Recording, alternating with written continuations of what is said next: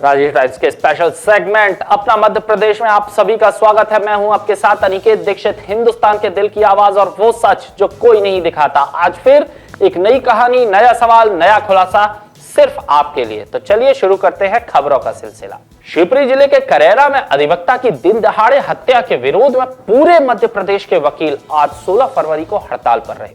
वकील न्यायालय परिसर तक पहुंचेंगे लेकिन किसी भी मामले में पैरवी नहीं करेंगे। इस निर्णय से प्रदेश भर की अदालतों में कामकाज प्रभावित रहेगा। बता दें, 2 दिन पहले करेरा में कोर्ट जाते समय अधिवक्ता संजय सक्सेना की बदमाशों ने गोली मारकर हत्या कर दी थी। इस घटना से वकीलों में भारी आक्रोश है। पुलिस ने कार्रवाई करते हुए 3 आरोपियों को शॉर्ट एनकाउंटर में घायल कर गिरफ्तार कर लिया है। फिर भी विरोध थम नहीं रहा है। ग्वालियर में हड़ताल के कारण हाई कोर्ट के लगभग 1000 और सेशन कोर्ट के करीब 2000 मामलों पर असर पड़ने की संभावना है। घटना के बाद स्टेट बार एसोसिएशन, स्थानीय बार एसोसिएशन और न्यायालय के जुड़े कर्मचारी संगठनों ने बैठक कर प्रदेश व्यापी विरोध का निर्णय लिया है। वकीलों ने इस हड़ताल को कार्य से विरत नाम दिया गया है। मुख्यमंत्री डॉक्टर मोहन यादव का हेलीकॉप्टर टेक ऑफ के दौरान कुछ क्षण के लिए हवा में डगमगाता नजर आया। घटना का वीडियो रविवार को सामने आया जिसमें टेक ऑफ के दौरान उठती धूल और हेलीकॉप्टर की हलचल स्पष्ट दिख रही थी। पर खंडवा एएसपी मनोज कुमार राय ने इसे सामान्य घटना बताया। उन्होंने कहा कि उड़ान में किसी प्रकार की तकनीकी खराबी नहीं थी। उनके अनुसार टेक ऑफ के समय हेलीकॉप्टर की दिशा बदली जा रही थी।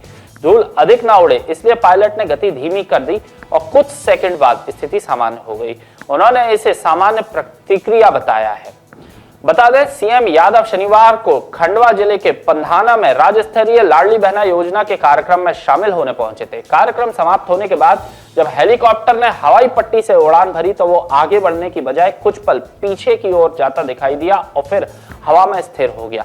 पायलट ने तत्परता दिखाते हुए स्थिति को तुरंत नियंत्रित किया और हेलीकॉप्टर को संतुलित कर सुरक्षित आगे बढ़ाया। इसके बाद मुख्यमंत्री खंडवा से भोपाल के लिए रवाना भी हो गए। अगली खबर की तरफ रुख करते हैं। अंबिकापुर के नवपारा इलाके में 3 नाबालिग छात्रों ने कार से खतरनाक स्टंट कर लोगों की जान जोखिम में डाल दी। मामला गांधीनगर थाना क्षेत्र का है। स्टंट के दौरान एक नाबालिग कार की बोनट पर बैठा था, दूसरा वाहन चला रहा था, जबकि तीसरा खिड़की के बाहर लटक कर करतब दिखा रहा था। प्रत्यक्षदर्शियों ने बीच सड़क पर हो रही इस हरकत की सूचना तुरंत पुलिस को दी। सूचना मिलते ही गांधीनगर थाना पुलिस चर्च रोड के पास पहुंची और कार को रोककर तीनों बालिगों को हिरासत में ले लिया। पुलिस ने वाहन जब्त कर लिया है। जांच में सामने आया है कि पकड़े गए छात्र कक्षा 9वीं और 10वीं में पढ़ते हैं। उनके परिजनों को थाने बुलाकर सख्त चेतावनी दी गई है और बाद में नाबालिगों को जमानत पर छोड़ भी दिया गया है। घटना की पूरी वारदात आसपास की दुकानों में लगे सीसीटीवी कैमरों में कैद भी हुई। सीएसपी राहुल बंसल ने बताया है कि मामले में वैधानिक कार्रवाई की जा रही है। फिलहाल नाबालिगों के खिलाफ एफआईआर दर्ज होने की पुष्टि नहीं हुई है। रुक करते अगली खबर की तरफ। देश के अधिकांश हिस्सों में तापमान में अचानक बढ़ोतरी के कारण ठंड का असर काफी कम हो गया है। अब केवल सुबह और शाम के समय हल्की ठंड महसूस हो रही है। इसी बीच भारतीय मौसम विभाग ने 18 फरवरी तक राज्य में गरज चमक के साथ बारिश की संभावना जताई है। मौसम विभाग के अनुसार सक्रिय हो रहा नया पश्चिमी विक्षोभ पश्चिमी हिमालयन क्षेत्रों में बारिश और बर्फबारी का कारण बन सकता है। इसके प्रभाव से उत्तर पश्चिम भारत के मैदानी इलाकों में भी मौसम का मिजाज बदलने के आसार है। कई स्थानों पर तेज हवा के साथ हल्की से मध्यम बारिश और आकाशीय बिजली गिरने की संभावना व्यक्त की गई है। मौसम विभाग ने लोगों को सतर्क रहने और खराब मौसम के दौरान सुरक्षित स्थानों पर रहने की सलाह दी है। आगामी दिनों में मौसम की स्थिति को लेकर विभाग लगातार निगरानी बनाए हुए है। सिंगरौली जिले के जियावान क्षेत्र में रविवार शाम हुए दर्दनाक सड़क हादसे में पिता पुत्र समेत 3 लोगों की मौके पर ही मौत हो गई, जबकि एक अन्य युवक गंभीर रूप से घायल हो गया है। हादसे के बाद इलाके में शोक और अफरा तफरी का माहौल बना हुआ है। जानकारी के अनुसार जियावन थाना क्षेत्र के अंतर्गत कुंदावार पुलिस चौकी के ग्राम हुमनाडाड में शाम करीब 7 बजे 2 बाइक के बीच आमने सामने जोरदार टक्कर हो गई। टक्कर इतनी भीषण थी कि एक बाइक पर सवार 3 लोगों ने घटनास्थल पर ही दम तोड़ दिया। दूसरी बाइक पर सवार युवक गंभीर रूप से घायल हो गया, जिसे उपचार के लिए नजदीकी अस्पताल भेजा गया है। प्रत्यक्षदर्शियों के मुताबिक हादसा तेज रफ्तार के कारण हुआ। सूचना मिलते ही पुलिस मौके पर पहुंची और शवों को पोस्टमार्टम के लिए भिजवाया।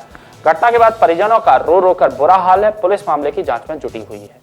विदिशा जिले की 5 आदिवासी महिला मजदूरों और उनके साथ गए 4 नाबालिग बच्चों को महाराष्ट्र से कथित बंधनकारी मजदूरी से मुक्त कराकर पुलिस ने सुरक्षित घर पहुंचा दिया है। त्वरित और संवेदनशील कार्रवाई से परिजनों ने राहत की सांस ली और पुलिस का आभार जताया है। गुलाबगंज थाना क्षेत्र के ग्राम स्वाखेड़ी तथा करारिया थाना क्षेत्र के ग्राम रसुल्ली निवासी 5 महिलाओं को रोजगार का झांसा देकर महाराष्ट्र के बीड़ और सोलापुर से लाया गया था। वहां पहुंचने के बाद उनसे कथित रूप से जबरन मजदूरी कराई जा रही थी। आरोप है कि तय मजदूरी का भुगतान नहीं किया गया और उन्हें मानसिक रूप से प्रताड़ित भी किया गया। महिलाओं के साथ 4 नाबालिग बच्चे भी थे, जिससे स्थिति और गंभीर हो गई।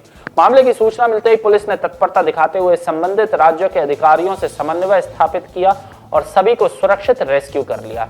इसके बाद उन्हें सकुशल उनके गृह पहुंचाया गया है, जहां कार्रवाई के बाद परिजनों ने पुलिस की सराहना की। मामले की जांच फिलहाल जारी है। अगली बड़ी खबर आ रही है खेल जगत से। श्रीलंका में खेले गए आईसीसी पुरुष T20 विश्व कप मुकाबले में भारत ने पाकिस्तान को हराकर शानदार जीत दर्ज की है।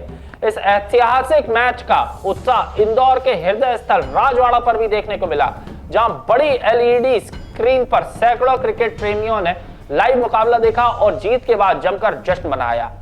आईसीसी पुरुष T20 विश्व कप के तहत श्रीलंका में खेले गए हाई वोल्टेज मुकाबले में भारतीय क्रिकेट टीम ने पाकिस्तान पर यादगार जीत दर्ज की है। जैसे ही भारत ने जीत सुनिश्चित की, इंदौर के ऐतिहासिक राजवाड़ा पर माहौल पूरी तरह उत्सव में बदल गया। यहां बड़ी LED स्क्रीन लगाई गई थी, जहां सैकड़ों क्रिकेट प्रशंसक एकत्र होकर मैच का लाइव प्रसारण देख रहे थे। जीत के साथ ही ढोल नगाड़ों के साथ थाप की गूंज उठी और युवाओं ने तिरंगा लहराते हुए जमकर नृत्य किया।